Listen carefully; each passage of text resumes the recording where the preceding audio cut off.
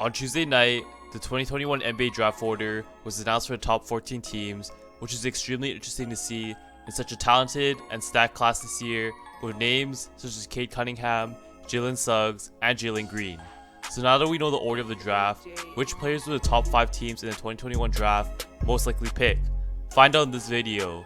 What's going on YouTube? It's your boy C3 back with a lit video because you know I'll drop the best content out here. Hope everyone is having an amazing week to the start of the summer, and starting from now and excluding this video, I'll try my best to be uploading twice a week on Wednesdays and Sundays since I'll have a lot more free time now, so definitely be sure to stay tuned. Before we start, and if you're new here or still unsubscribed, please consider hitting the like and subscribe button and join the gang since we are closing in on 1100 subscribers, so it will help a lot. Thanks in advance if you did, and other than that, let's get straight into today's video. Up first, with the first pick in the NBA draft, we have the Detroit Pistons selecting Cade Cunningham from the University of Oklahoma State. This time in the draft with such a high pick, the Pistons will for sure pick up arguably the best player in his class in Cunningham, unlike their previous failed attempt in 2003 where they had the second pick and chose Darko Milicic over Carmelo Anthony, Dwayne Wade, and Chris Bosh, which will forever haunt their franchise to this day.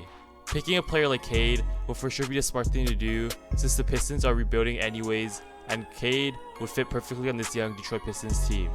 In his time with Oklahoma State this year, Cunningham averaged 20.1 points, 6.2 rebounds, and 3.5 assists on 43% from the field and 40% from 3, which shows he can get it done on an efficient shooting percentage.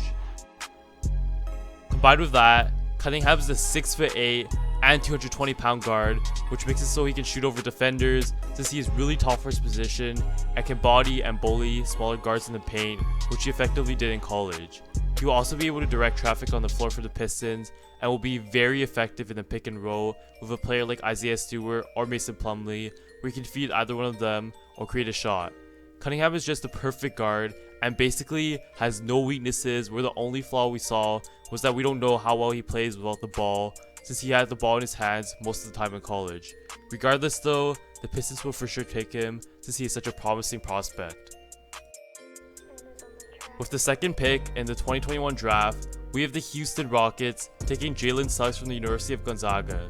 Now you might be thinking, why wouldn't the Rockets take Evan Mobley over Suggs? But you have to remember, the Rockets already have a young and solid center in Christian Wood who had a breakout season this year, so there's no point in drafting another center, so this is why Suggs makes sense. Suggs is the perfect young leader to this rebuilding Rockets team, and with him proving he was able to do a bit of everything at Gonzaga, averaging 14.4 points, 5.3 rebounds, 4.5 assists, and 2 steals a game, he's definitely a promising prospect. Along with that solid stat line, Suggs shot an unbelievable 60% from the field, which shows he's an extremely efficient player, and partner him up with Kevin Porter Jr., this could potentially be an insane young duo. If Suggs can develop a consistent 3-pointer in the NBA though, he would be unstoppable, since in college, Suggs struggled from 3 and only shot 30% from 3, but once he's able to adjust and find a shot, he will be fine, but the Rockets would definitely be an environment for Suggs to succeed in. With the third pick, we have the Cleveland Cavaliers picking next, and for them, it makes sense for them to draft Evan Mobley. They already have a young and amazing backcourt duo in Colin Sexton and Darius Garland, so they don't need another guard such as Jalen Green. With Mobley, they'll get a solid 7-foot center from the University of Southern California, where he put up 16.4 points, 8.7 rebounds, 2.4 assists, and 3 blocks a game on 60% from the field. Those were very promising stats as a big man, and with him paired up with the likes of Kevin Love, Larry Nance Jr., and Jarrett Allen, the Cavs actually look like a pretty decent team.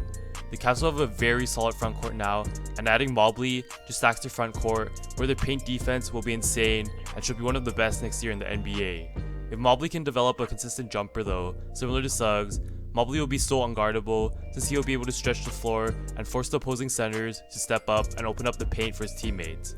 As a result, Mobley is the right move for the Cavaliers.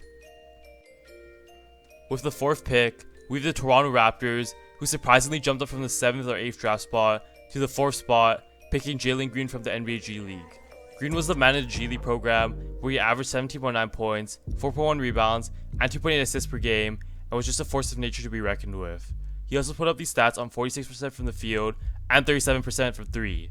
The most lucrative part about drafting Green though is his athleticism, where he is able to jump so high and do basically any type of dunk you can think of despite only being 6'5". As a result, if you pair this explosive guard to Fred VanVleet and Kyle Lowry, if he's in trade in this offseason, he'll be such a great piece to have, especially now where the Raptors look like they're rebuilding and have such a young team in players such as Siakam, Gary Trent Jr., and Chris Boucher.